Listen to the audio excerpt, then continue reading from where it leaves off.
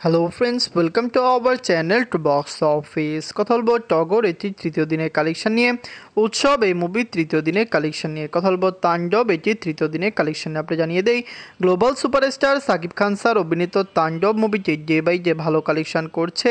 আমরা আশা করছি বক্স অফিসে মুভিটি 100 কোটি টাকা প্লাস বিজনেস করবে। 132টি সিনেমা হলে মুভিটি রিলিজ হয়েছে। সবচেয়ে বড় বিষয়, স্টার সিনেপ্লেক্স মুভিকে বর্তমানে শো সংখ্যা আগে থেকে বাড়িয়ে দিয়েছে এবং আজকে মুভিটি স্টার সিনেপ্লেক্সের থেকে 75 লক্ষ টাকা প্লাস বিজনেস করেছে।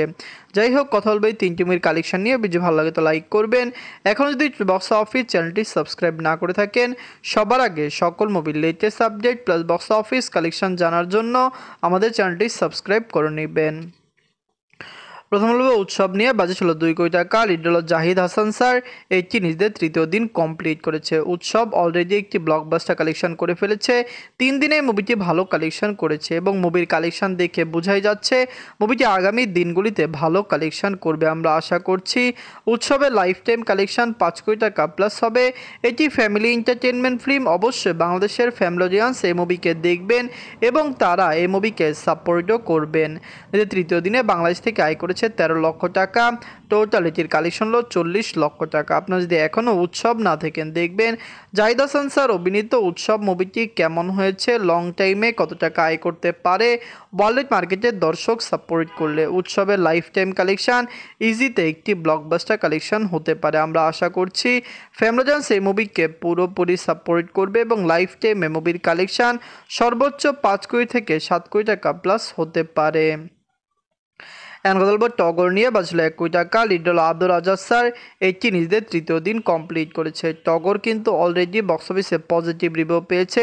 আব্দুল রাজ্জাক স্যারকে বাংলাদেশের দর্শকরা অনেক পছন্দ করেন। তিনি মাস অডিয়েন্সের জন্য মুভি বানান এবং মাস অডিয়েন্স তার মুভিকে সাপোর্টও করে। আমরা টগর নিয়ে আশাবাদী যে মুভিটি লাইফ টাইমে ভালো কালেকশন করবে এবং লাইফ টাইমে মুভির কালেকশন আরও ব্লকবাস্টার আসতে পারে। বাংলাদেশের দর্শক যদি সাপোর্ট করে, টগরের লাইফ টাইম কালেকশন ইজিতে বক্স অফিসে 10 কোটি টাকাও হতে পারে। নিজেদের তৃতীয় দিনে বাংলাদেশ থেকে আয় করেছে 7 লক্ষ টাকা।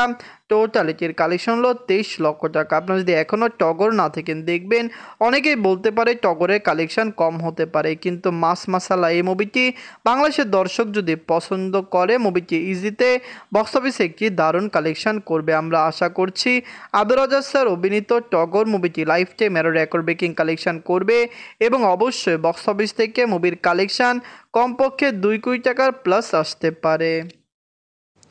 এখন কথা বলবো তাণ্ডব নিয়ে। বাজছিল 10 কোটি টাকা। লিড হল global superstar Shakib Khan sir.